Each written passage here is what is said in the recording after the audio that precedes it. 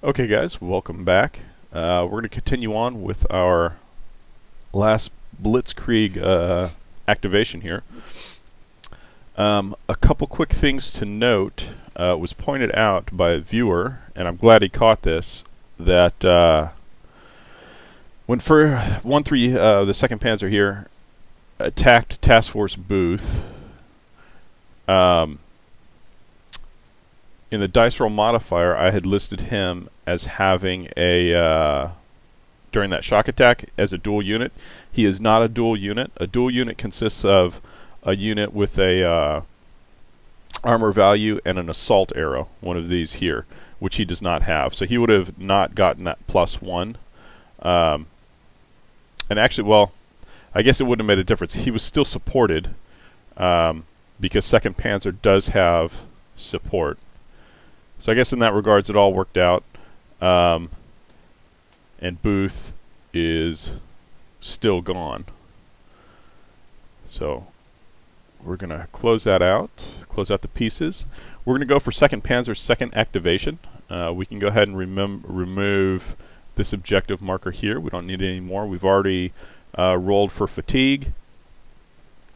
So let's go ahead and see if 2nd Panzer gets his second activation. Again, we have to roll the the number or higher. He's got a 4, so 1d6. He got a 3. 2nd Panzer does not activate again, so 2nd Panzer is finished. Mark finish. There we go. And we'll unhighlight him, and it's the U.S. side. What should we do here? I don't think CCR9 has any unit stuff. We may be pulling CCR9 HQ off the board. Yeah, CCR9 is done. They don't have any effective combat units anymore, combat counters anymore. So when this happens, you essentially just remove them now. If CCR9 gets reinforcements later in the game, then we'd bring the HQ and the combat trains back on the table. But for right now, CCR9 is kaput. Yeah, let's get rid of those combat trains as well. We can get rid of this coordination marker. That's done. So that leaves us with either the 101st Airborne or Combat Command Group B of the 10th Armored. What I think I'm going to do is I'm going to consolidate CCB, and if we look at his formation here, he's got these low strength armor units, but these can really be a thorn in the side of the German player on the scenario. Just use them as a speed bump essentially. So let's go ahead and do that. We're going to activate CCB.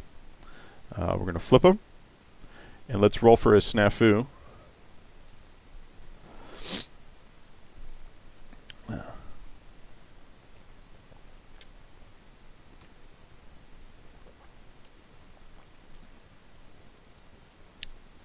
Double checking the mic. Alright, CCB 10. Here we go. Alright. His 2d6, he got an 8. Is he fresh? Let's look at his HQ track. CCB 10, he's not fresh. He's got a 1 fatigue though. He does have a coordination marker, so that's a -1. He's going to get another -1 for his fatigue level, so that's a -2. He is not a mixed formation. Does he have any DRMs? He does get a -1 for his DRM for the turn, so he's back down to a -1. Is he at optimal distance? Let's count it. Yeah, he's at optimal distance, 5 to 15 hexes. So that's another -2. He does not have ghost trains. His trains are perfectly fine. And is he crossing the streams? Let's see, he's got to go. And basically crossing the streams, again, that's just are your HQs using the same road to get to their combat trains from their HQs. So if you look here, CCB 10,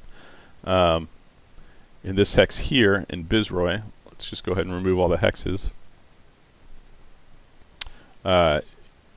you see he's got to follow this track all the way down here to his combat train, and then the 101st follows this road to their combat train, which is out here, I believe.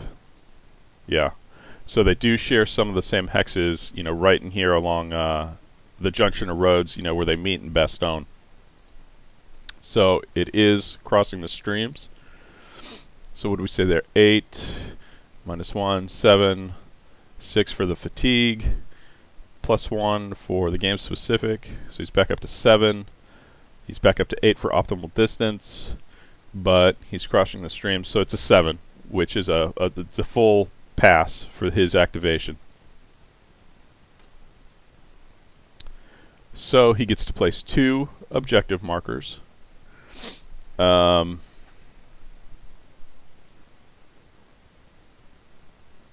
to think what I want to do here. I'm going to look at Team de Sobry right quick. 3, 5. Let's look at Team Cherry. So Team Cherry can reach out and hit somebody at 2 hexes.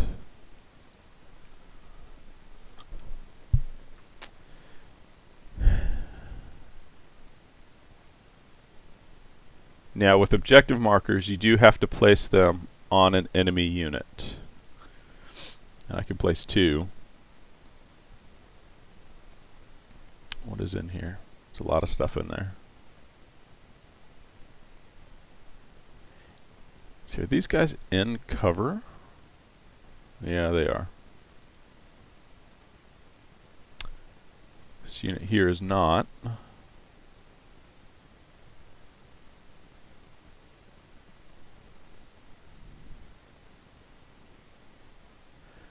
Well, this is what we'll do. We're going to throw one there, and we'll throw one down here. Because we are able to place 2 objective markers. And what I'm thinking is to just kind of consolidate the defense around here. If we flip him, he's a 3-3-5.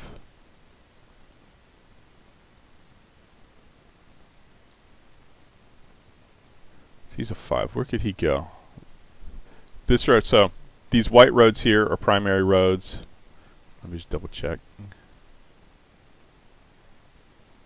So the white roads are primaries. These brown roads with the black outline are your secondary roads. And then these here are tracks. So I want to see what a track is for tactical movement. 1 hex.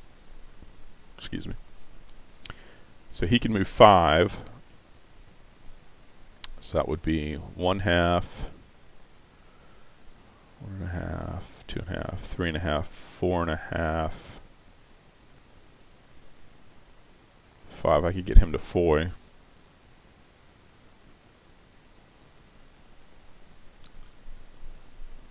Let's see here, guys. How do we want to play this? I want to try to utilize Team Cherry's range here. So you can see he's a 3 AV, 3 action rating, but he can hit you at a distance of 2 hexes if you're not in terrain. So my thinking is to try to get Team Cherry up in these woods.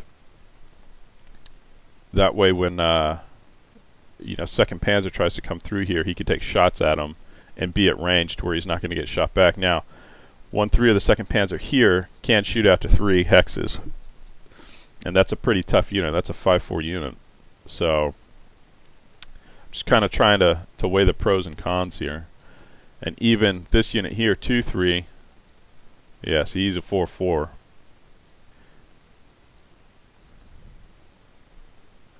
So maybe we won't do that. Maybe we'll just try to toe the line here. We definitely want to flip Team de Sobry.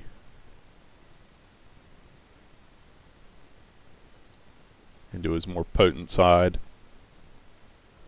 And we're going to move him out.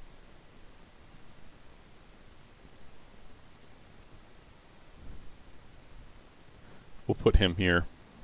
And he should be able to go into these. These are just woods, according to the terrain effects chart. Yeah, woods. Should be no problem. It does cause him to stop, which means it uses all your available movement allowance when you move into a woods hex for attack movement thing here. So that's as far as he's going anyway, which will be nice because he can kind of to watch this this road south of Noville into Foy. Oh yeah, this coordination marker is removed. Now he does have line of sight here, or not line of sight. I'm thinking of miniatures games. Is that blocking terrain? He may be able to call in airstrikes here, guys. No boys in the woods. Terrain for barrage. Blocking. Let me double check that there, because we should be able to drop expend some of these air points that we have here. So let's take a look here. Execution.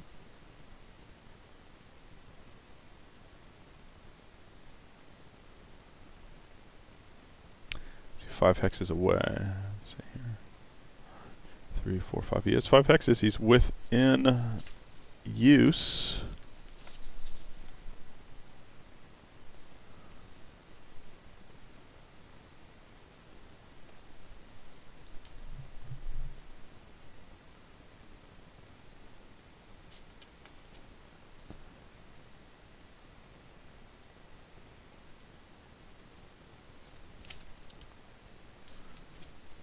Alright.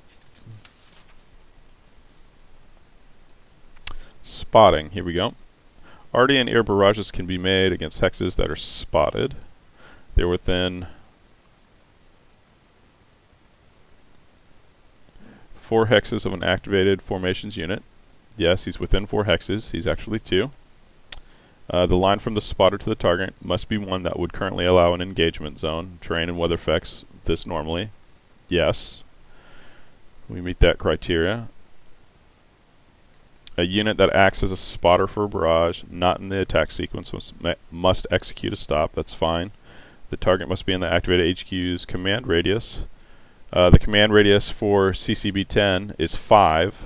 Another nice thing in this Vassal module, you can just click command radius here, and it highlights the command radius of the HQ. So yes, he's within the command radius, and we're just going to drop an airstrike on him. So barrages, really simple. Just go to the barrage chart, and it's going to affect both units in this hex. So let's see what the hex is here. It's woods. Are they a hard unit? So one's a hard unit and one is not a hard unit. So we're going to expend 1 point to do a destruction mission, and basically we're going to roll on this here. So let's go ahead and roll him here. We roll one dice, so we've got to get a 6 in order to take a step loss off this unit. We got a 5, nothing. This guy here, he's not a hard unit, but he is in terrain. So it's between a 4 and 6, and Von Baum's going to take a step loss. He got a 6, so Von Baum loses a step. And this arty point goes away, or air point goes away. So that wasn't so bad. Did a little bit of damage, not much, but that's okay. Let's see. 1, 2, 3, 4. No, it's too far.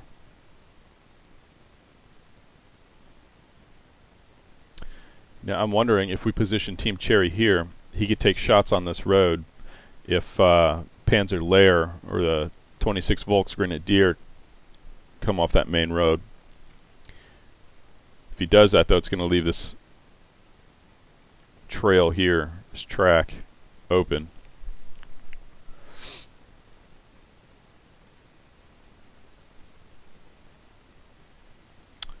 We will leave him there for now.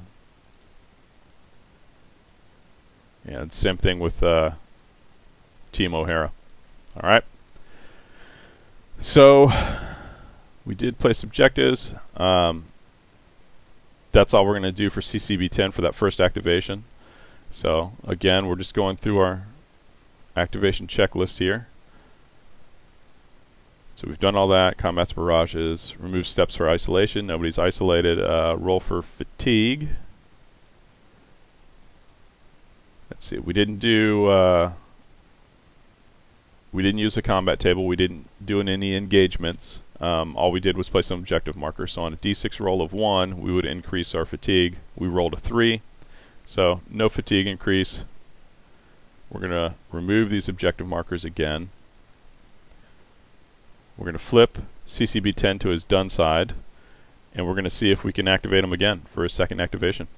He's got to get a 4 or higher. He gets a 4, so CCB-10 can go again. What I might want to do, though, what is CCB-10's? The fatigue's only 1. That's okay. When fatigue starts getting around like 2, 3, that's when you really want to kind of start trying to bring that down, because you get, that snafu dice roll modifier becomes a problem. But if we can get free shots of artillery on these units, why not use it? Alright, so let's see if what kind of activation he gets. It's going to be snafu again, only this time he's not going to have that -1 coordination marker. So roll the dice. He got another 8. He's not fresh. There is no coordination. He does have a 1 fatigue, so it's a -1. He's not a mixed formation. He gets a he gets a +1 to his fatigue, or a +1 to the to his dice. Or what am I talking about? -1. All right, so he's at a 7 because he rolled an 8. He's back up to 8 for the snafu DRM, for the game-specific DRM. He's at optimal distance, so it's a +1. He does not have ghost trains. And he does have crossing the stream, so he stays at an 8. So 8 -1 +1 +1 -1, yeah. So he stays at an 8, which again is going to be a full activation. And he's going to do the same thing. We're going to use another shot here of Allied air power.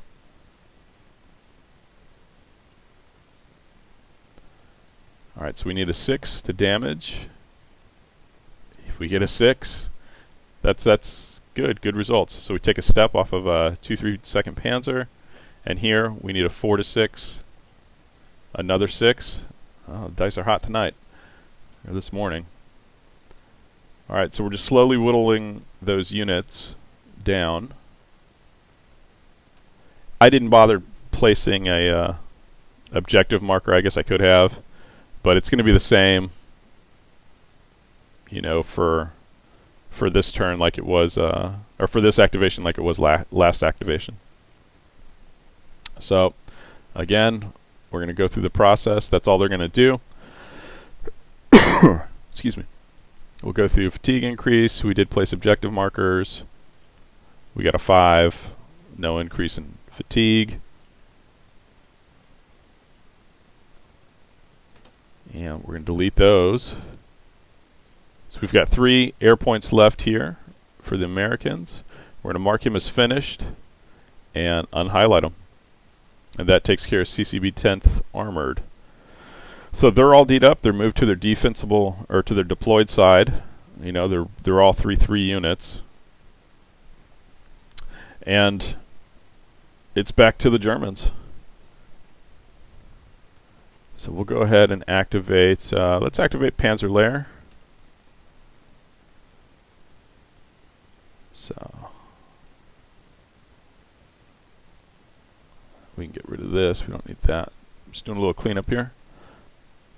Alright, Panzer Lehr. I'm going to flip him. Alright, so Panzer Lehr is activated. What does he have? He's got some interesting stuff here. Let's go ahead and do a snafu right quick. Let's look at the German track. He does have a coordination marker. His fatigue is 0 though. Alright, so 2d6, he got a 9. That's a really good roll. He's not fresh. He gets a -1 for the coordination, so he's down to 8. He is not a mixed formation.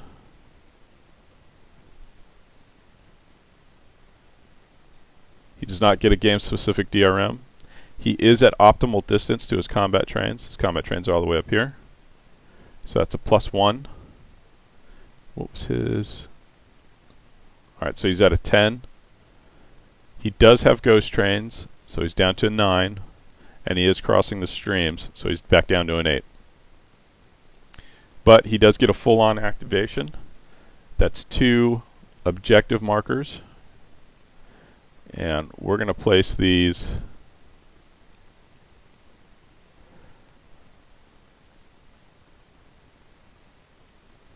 we're going to put them right here. We're going to double up on who is that? Team Cherry.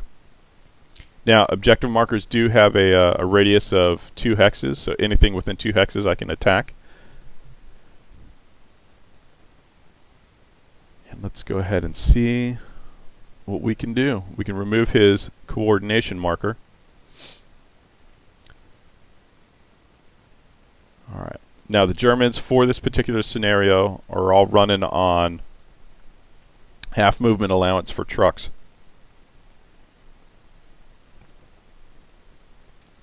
So these infantry units here, these motorized infantry units here, when they're on their movement side here with the black 12, it's going to be half, so it's really 6.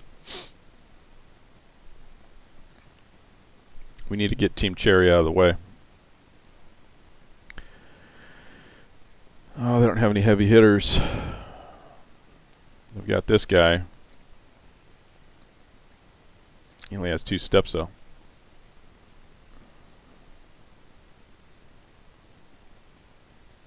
We're going to have to do this the hard way.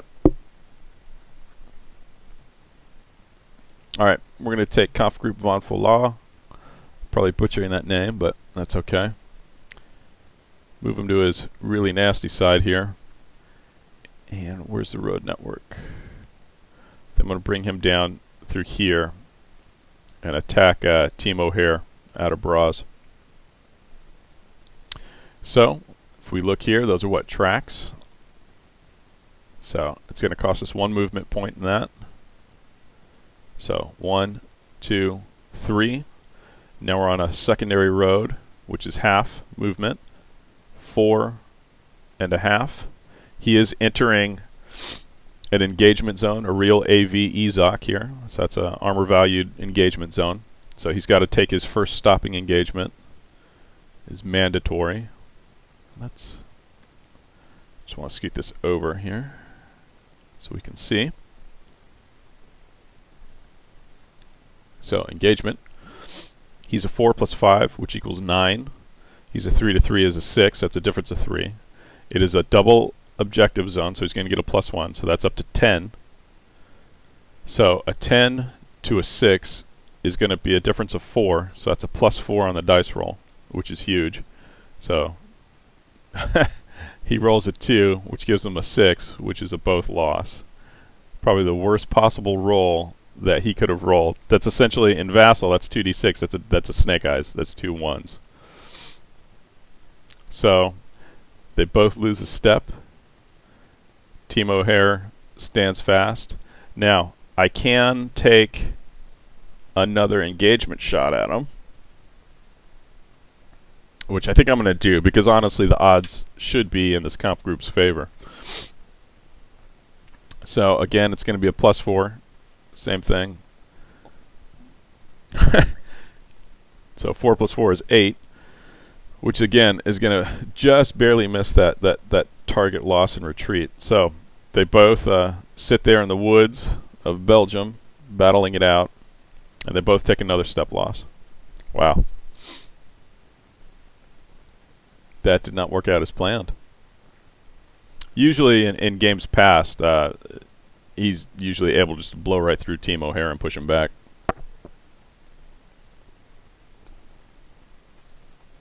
What I was planning on doing was to see if I could bounce Team O'Hare and then continue his movement down here and then drop another objective marker, being that he's a recon unit.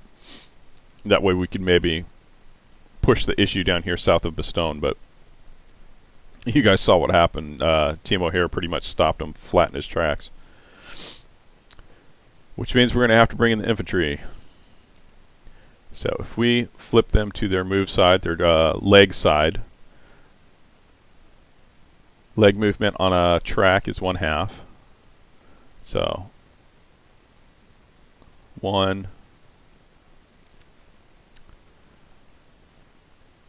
Let's see if we can push them out to here. And what I'm going to do is I'm going to attack Team O'Hare again, but this time it's going to be kind of like a combined arms attack here. We're going to attack them with the 1st of the 902nd. We're going to have the Conf group as an assist, and we're going to blast them with some artillery. So Panzer Lehr has 2 artillery intrinsic and 2 up here, just 2 more attached artillery supports, artillery assets. So he's got a total of 4, so that's plenty. So we're going to have him hit him with a barrage, which he's going to be an AV unit, or he's not a hard unit, so he's just going to be in terrain. So it's 4 to 6. He's going to lose a step loss. Got a 5, so that's 1 more step. And then we're going to attack him with this unit here. So again, pretty straightforward as far as combat goes. You take the action rating of the attacking unit, which is 3, and you're going to add some of these modifiers to your roll here, or to your total. So it's a 3 plus 1, because this is a supported unit. There is support right here for Panzer Lehr. So it's a 3, 4. We're going to also place a suppression mission. So 4, 5, or excuse me, 3, 4, 5, 6. He's going to get the assist from the Conf group. So that's 7, and it's a double objective zone, which brings him up to an 8 attack, essentially. And then you take the same thing for Team O'Hare, which is a 3. He's in terrain, which is a +1. So it's a 4. So what is that? 8 to 4. So 3, 4, 5, 6, 7, 8. 8 to 4, that's a +4 on the DRM. It's a +4 dice roll modifier, actually. You got a 3, so that's going to bring it up to a 7, which is attacker 1, desituational, traffic. So the attacker loses 1. And the defender is situational traffic. So if unit has prepared defense or is in or behind key terrain, defender must take a step loss and stay, otherwise it just must retreat. So one of the new things with the version 1.1 rules is, again, this key terrain column. He is not in key terrain. It doesn't qualify. He's not at the west wall. He's not in a city. He's not in a river. He's not, by a major river. So he does not take a step loss. All he does is retreat. He's got to retreat back towards his HQ. So that's going to be...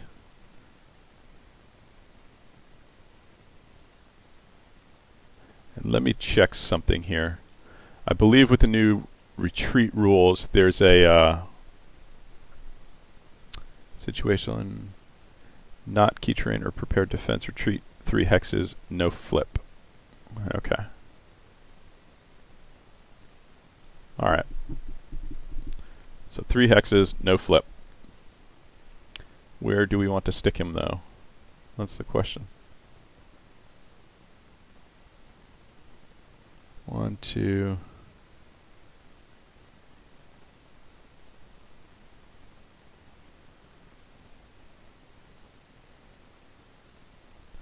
Put him here, or we could put him here on top of the HQ unit.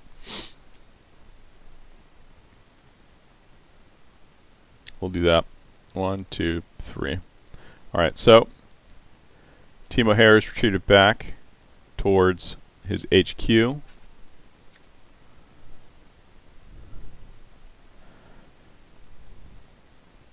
And we can advance after combat.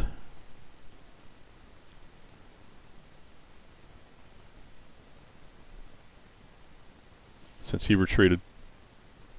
Let me just double check that, even though you got the attacker took a step loss. It shouldn't matter, and I'm just double checking here.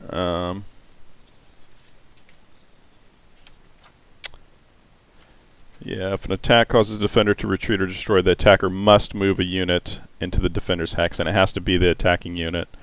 And you can also bring in your assisting unit if you choose to. So we'll bring him there, call that good, and let's continue on.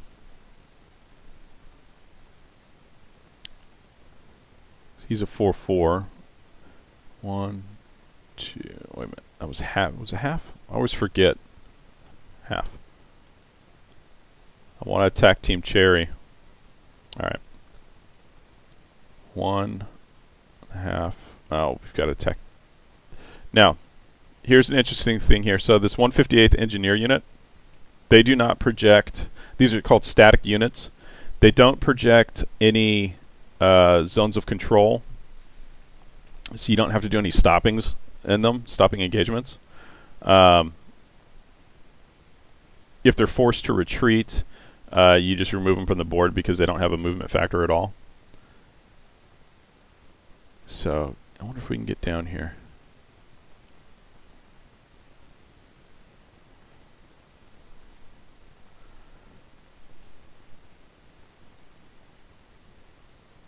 Just I don't have a lot of units here. Alright, before I commit to that, I'm going to go ahead and move out some of these. What's his movement? 4. If we keep him on 12, 12 on that.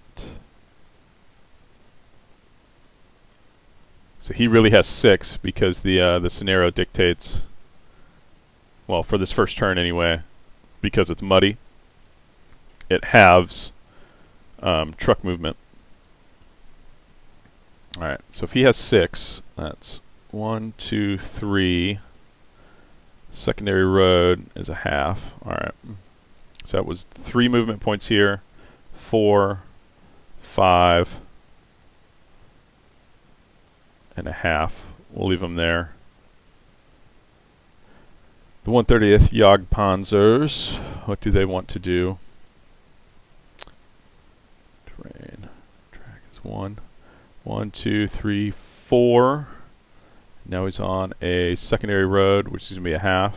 So he's moved 4, 5, 6, 7. And I may take a shot at this unit here. He's got a range 2. No, we're going to leave him there. He's not within an objective zone anyway. I couldn't take a shot at him. Alright. So he'll stay there.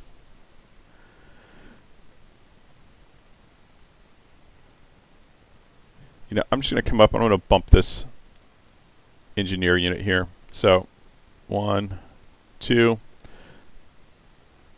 We're going to hit him with a... Let's just do regular combat.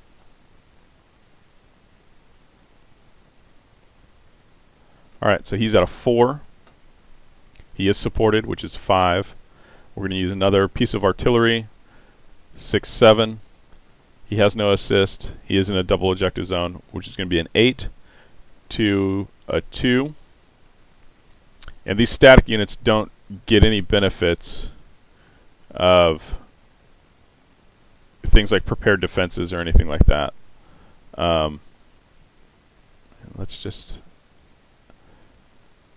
Can't remember if there is a thing on here. No. Alright, so it's going to be 8 to 2, which is a difference of 6. Got a 7, D2, retreat. This engineer unit is gone. He can't retreat because he has no movement allowance. And this unit advances after combat, which puts him right next to this nice little Team Cherry. And that's going to do it for this activation. we do have to do some cleanup here. We're going to move our HQ along with our formation.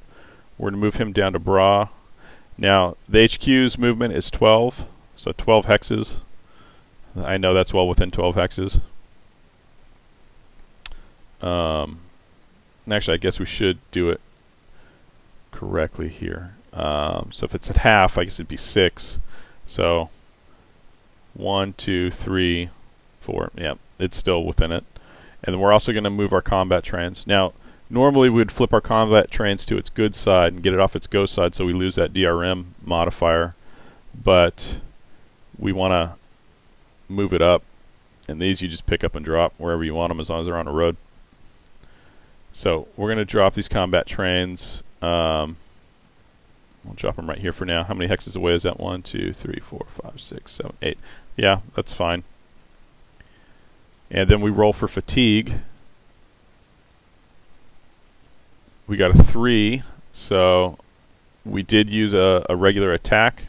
Increase fatigue on a roll 1 to 3. So we are going to increase the fatigue for Panzer Lehr. So that goes up 1. And let's get his second activation done, or let's see if he gets a second activation, and then we'll call it a day here. So we're actually going to mark him as done. He got a 6. That's really good. So Panzer Lehr is going to get a second activation. Let's remove these double objective markers.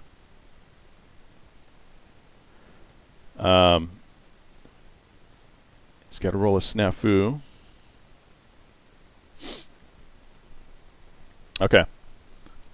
2d6. He got an 8. That's a good roll. There's no coordination. Fatigue. He did increase fatigue to 1, so he's down to 7. He's not mixed. There's no game specific. He's at optimal distance, so that's an 8. Minus 1, he's down to 7. Plus 1, he's back up to 8.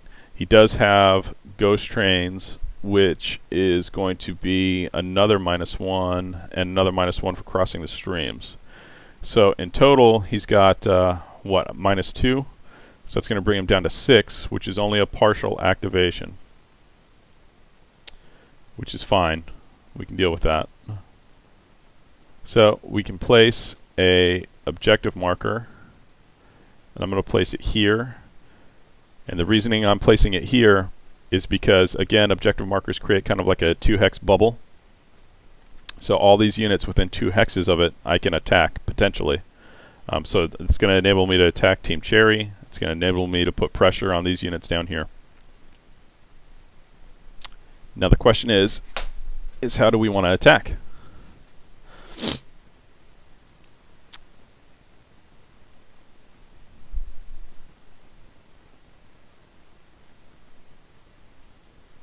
I really kind of want to push the issue down here in the south while we can. I think that's going to be the way to go, guys. Oh, as well as having a partial, it's going to half our movement and half our arty points available as well. Which, again, I'm fine with.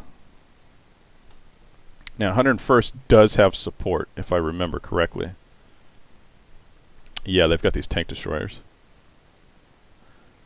If we bring that over there so you guys can see. They do have tank destroyers. Not a problem. So pushing in here, I'm going to have to drop support on some of these units to start attacking. So the best way to do that, I think, is going to be to bring this conf group here. Or actually, you know what? I wonder, I can engage this unit, the support here, with my Jagdpanzers. I'm going to get a -1 DRM because he's a limited AV unit. It's just an outlined AV number here. Normally this would be like a red, like this red 4 here. Here it's just an outline. It means limited support, which means it's better in defense than it is in offense. So you get a -1, so that would be a 3-4. That'd be a 7. What does the US? 3, 4. So it'd be a 7, 7.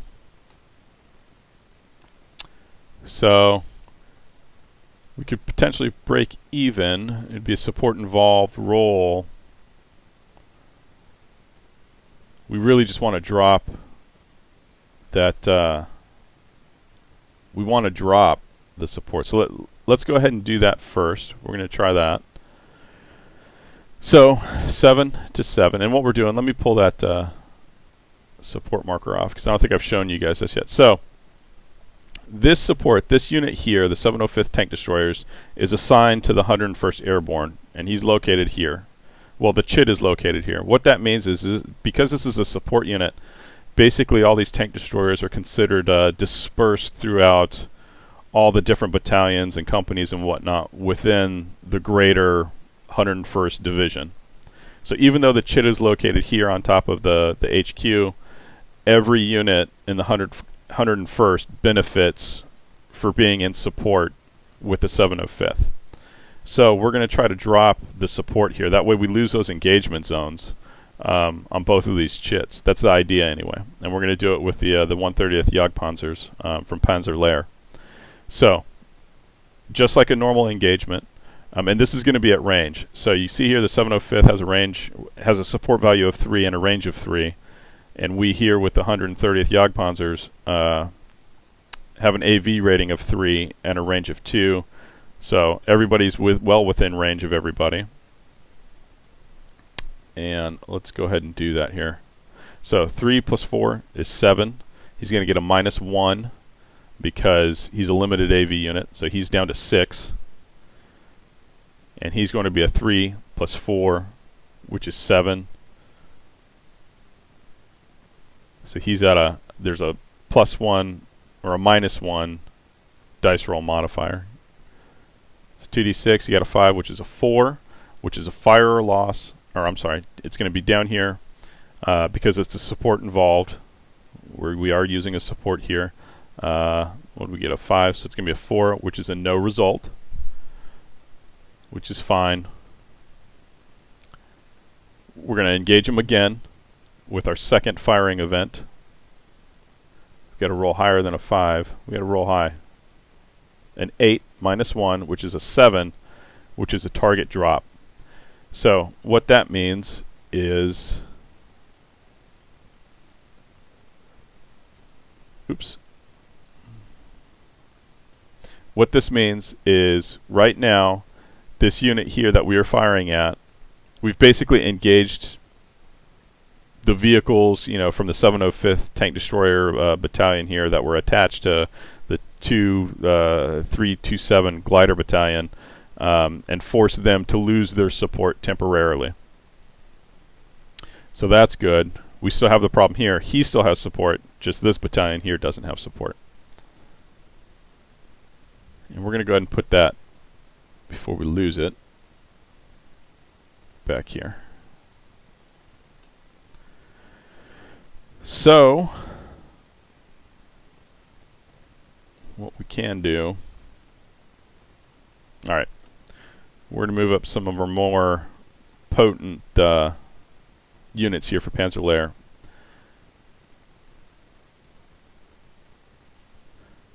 So 1, 2, shoot, because we have a partial, we can only, it halves our movement points, doesn't it? So if we switch them to 316, 1, 2, 2.5, 1, 2, 2.5. You know what? He has 3 movement points. It's 1, 2, 2.5, 3. He's here. He's going to have to engage this unit here because this unit still does have support, so we have to do a stopping engagement. I guess I didn't need to put that away just yet, but I'll leave it out here to the side. So it's a typical engagement scenario, and honestly, he doesn't even really have to do a stopping engagement because I just noticed that the 705th Tank Destroyers here is a limited support unit. It's not a true red support unit, and what that means is, so TACMA units must stop on entering an AV EZOC either type unless they eliminate. So he has to stop, but he doesn't have to necessarily engage him if he doesn't want to.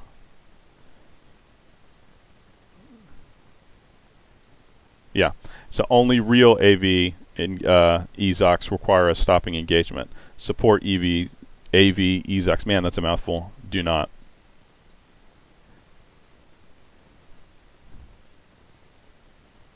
But he still has to stop there. Oh, you know what? No, never mind. So he doesn't have to engage that unit. He just has to stop here, but we can still attack this unit here. So that's what we're going to do, is we are going to attack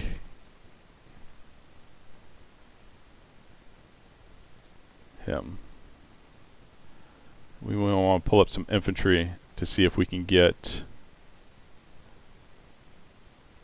some support, or at least an assist. So he has 2 movement points. Alright, we're going to bring these pioneers, 1, 2, into the fight.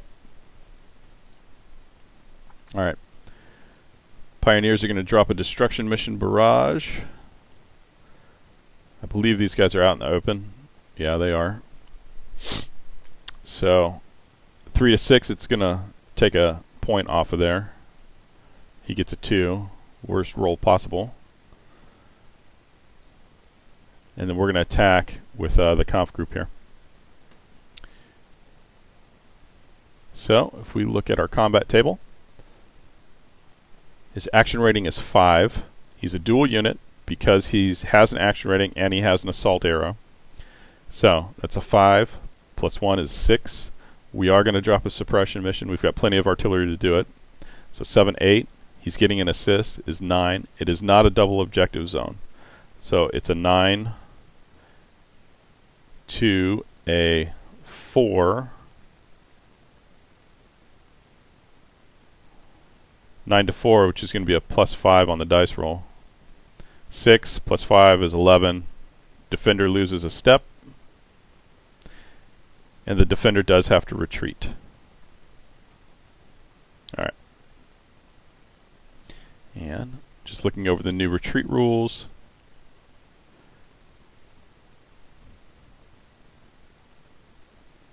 Alright, leg and truck, yes. Retreat to adjacent HQ and flip to its move side. If either or both of the following are true, is the HQ less than 3 hexes from the retreating stack's hex at the moment of combat? Yes, it's less than 3 hexes. Take the unit off the map and return it or adjacent to the HQ hex in the next reinforcement weather phase. Wow. That's what I'm saying. These new retreat rules are kind of dangerous.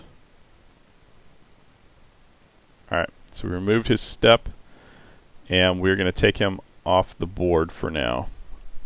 So, and he comes back on.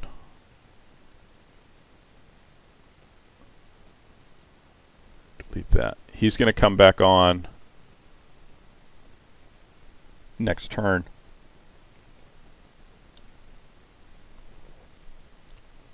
Alright, let's mark that label. Arrive next turn at, and I can't spell apparently, HQ. That's going to be a huge label. Alright, well, let's just do it this way. Just so we remember here. And I'm going to put him up here by our artillery points, or our air points, so I don't forget that he's done it. And I got to double check. That seems really, oh man, allergies.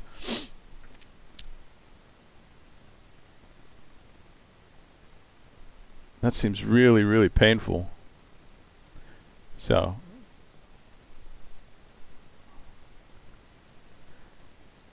what classifies as an automatic retreat? Let me double check this, guys. Are those listed as an 11, 12, or 13 on the combat results table? What he had? He had a 6 plus a 5, which would put him, yeah, in that range.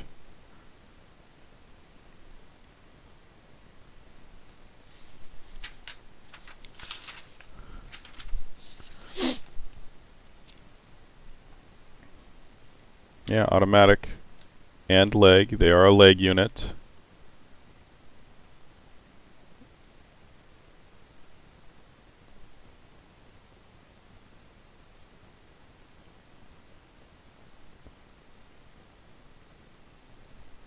Yeah.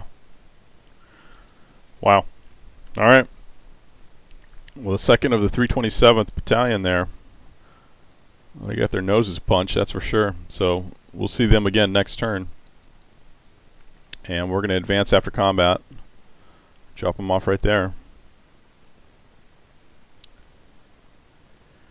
All right. Who else? Let's see if we can move him.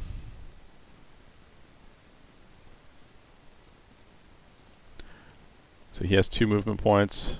There's 1.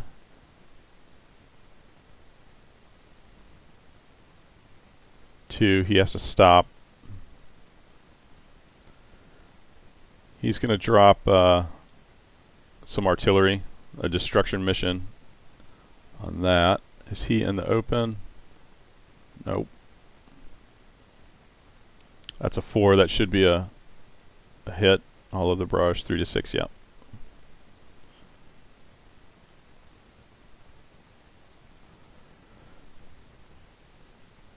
And then this guy here is going to attack Team Cherry again in a regular combat. So he's a 4. He is supported. He's a 5. We're going to use a suppression mission. 6, 7. No assist. No double AV or double objective zone. So he's at a 7. We're going up against this unit here. He's a 3. He's a dual unit. So 3, 4, 5. So that's a difference of what, 2?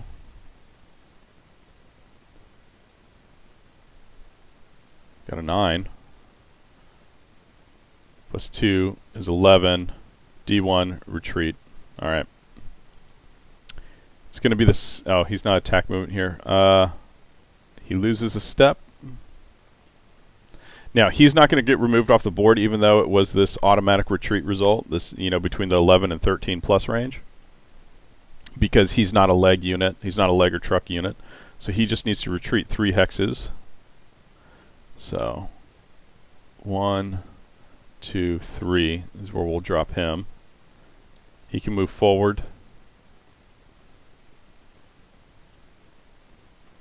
And again, we're going to move.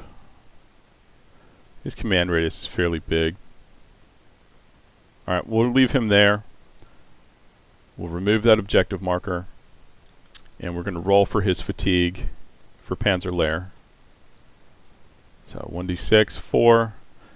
Increase the fatigue roll on a 1 to 3. Alright, so there is no fatigue roll, and Panzer Lehr is finished. I can flip his combat trains to good, unhighlight them, and then the next turn is going to be the 101st guys. But we're going to call that there. I hope you guys are, you know, getting a good grasp of the rules for Battalion Combat Series. They're not overly complicated. They're just there's some nuances that are a little bit different from, you know, what a lot of war gamers are used to. You know, things like the coordination and the mixed formations and the snafu roll, those types of things. But once you get your head around them, you know, the game does start flowing fairly easily. Definitely get, you know, grab yourself a copy of the version 1.1 rules. We will continue this. We're going to finish this battle. The next video obviously is going to be the 101st. I don't want to activate them right now because they've got a lot of units, so it's going to be, that's probably going to be one activation is going to be probably the next entire video. It's probably going to take a while. It's going to be probably at least 15-minute long video. But I'm not going to bother you guys with that right now. I think this video has gone on long enough. So you can see how the battle's developing. We've got 2nd Panzer pushing north. They're going to come through Neuville and Foy and put the pressure from the north. Panzer Lehr is coming from the south, and then we'll end up shoving the 26 Volksgrenadiers straight down the middle to the east of Bastogne. CCB 10 is holding strong. They do have, 2 units left here, which a lot of times these units just get wiped off the board fairly quickly. The 101st is going to have to make a stance. Down here we've got the 4th Armored that's going to come in on the 26th of December. And the 26 Volksgrenadier have some reinforcements that are going to come in with them when they activate as well. But all in all, the battles is developing.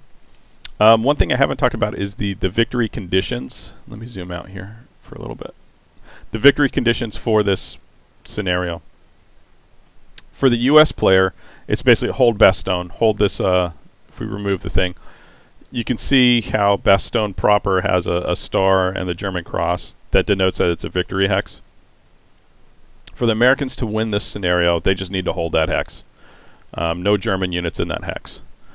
For the Germans, what they have to do, and I don't have the sheet directly in front of me, and I'll double check, I'll clarify, is obviously they have to take Bastogne, and they have to get, I think it's 7 units from the 2nd Panzer off the western edge of the map. And you can see, once we start hitting these units here, I mean, we can go through Longchamp, up through Bretonne, and then down, or take some of these tracks and work our way through the back lines of 101st back here.